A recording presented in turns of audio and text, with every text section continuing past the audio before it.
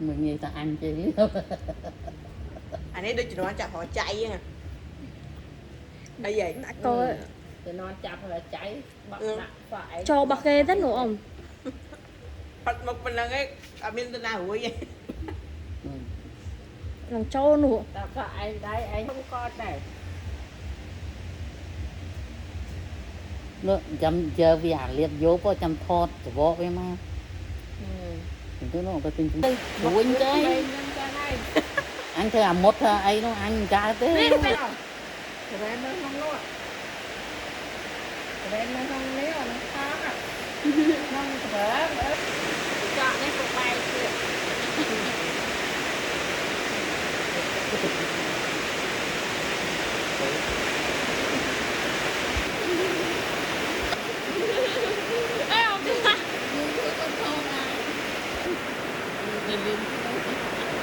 đi bắt câu đây con lên mẹ nó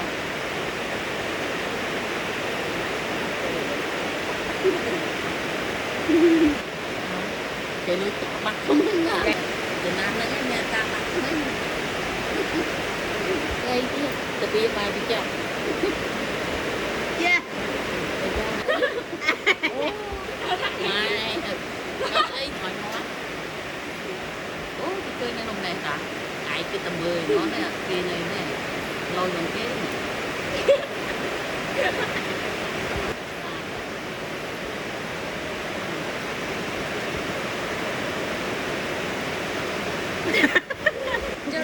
Chả bữa nó cho kia đây thôi đã. Cho cái này. hỏi anh Ăn mấy cái phong tầm lép mà đi. À khả sự. Không biết.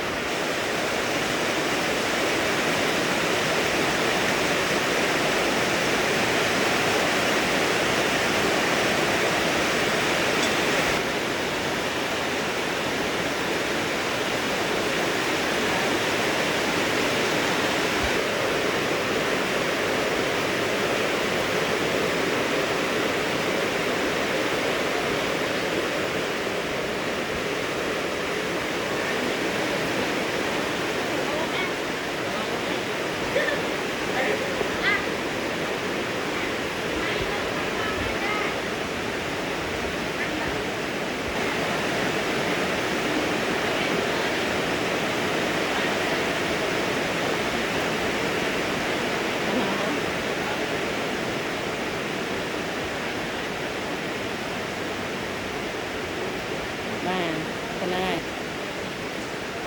liệt phòng đặt Hả?